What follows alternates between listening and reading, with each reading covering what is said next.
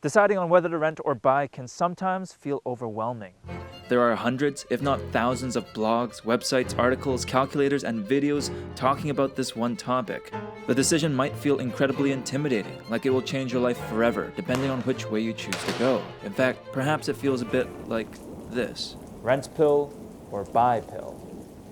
Just kidding. We actually don't think this issue is that black and white. It's much more than whether you should just rent or buy. So let's get into that.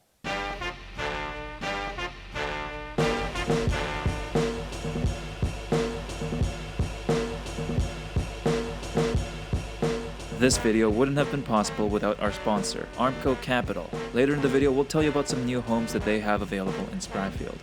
So, should you rent or should you buy? Well, let's start with the basics. Owning a house builds equity. When you pay your mortgage, you're putting your money towards something that you'll, well, own. Plus, it's the pinnacle of the American dream, or I guess in this case, the Canadian dream. However, owning a house is a huge commitment. You're responsible for maintenance, utilities, property taxes, mowing your lawn, and even being friends with the neighbors. Ugh. Renting gives you a lot of freedom. You're not responsible for your place, and if you have to move, you don't have to worry about having a house to sell first. It's hard to put a value on that. But on the other hand, you can't help but feel a little itch every time you see that rent check leaving your bank account. Plus, you have to put up with things like why you can't paint the walls neon green, or keep a pet Komodo dragon in your house. But we think there's another way of looking at this, and one that's a bit more specific to Halifax and Dartmouth. And before we get into that, I'd like to thank this video's sponsor. Armco Capital is currently building Governor's Brook, a new development in Spryfield, and they're offering an interesting program for potential homeowners. It's called Try Before You Buy. Basically, you can rent one of their homes for a year, and if you choose to buy it at the end of the year, you get back half the rent you've paid to put towards the closing cost of the house. It's a pretty neat opportunity, and the homes don't look too bad either. Okay, back to the video.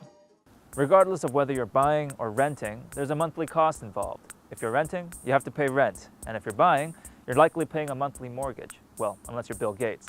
So when you're deciding on whether to rent or buy, it can be very helpful to compare the average rents and the average mortgages in your neighborhood. And for that, we have to consider location, and, location. Let's bring out a map. And the disclaimer. On the peninsula, it's generally much more expensive to buy than to rent. In the South End and downtown Halifax, average mortgages are almost twice as high as the already hefty rents people are used to. The West End and the North End are a bit better, but not by much. However, in neighborhoods that are just outside of downtown Halifax, such as Spryfield, Fairview and Clayton Park, and Dartmouth, mortgages start to become pretty comparable to rents. In fact, in Cole Harbour, average mortgages are cheaper than average rents, and if you win a Stanley Cup, you'll probably get your name on a street or something. Generally speaking, the further you get away from the downtown, the lower your mortgage will be. For example, you could buy this house in Ecum-Secum, and your mortgage would just be $379 a month. But that's not always the case.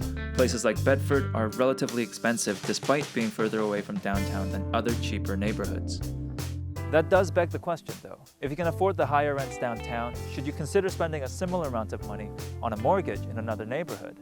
Well, perhaps, but not every neighborhood has the same type of housing, and depending on your housing needs, some neighborhoods fit better than others.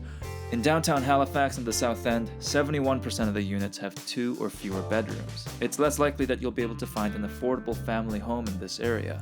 In other parts of the city, such as Bedford, Hammonds Plains, and Cole Harbour, homes overwhelmingly have 3 or more bedrooms. In those neighborhoods, it might not be as easy to find a smaller apartment or house.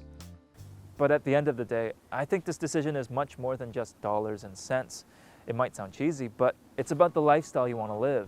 Where you live affects everything, from how easy you can spend a night downtown, go outside for a hike, or spend some free hours at the beach. It might even affect the way you get around. All those factors can influence where you want to live, and therefore whether you should rent or buy. So those are our thoughts on this topic. I hope you found it useful. Ultimately, we wanted to make this video because it touches on how decision-making around homeownership has changed. Buying a house used to be held as the ideal for every aspiring family, but these days, it's much more common for us to choose whether to rent or buy based on the neighborhoods we want to move into, the amenities we want around us, and the lifestyle that we want to live.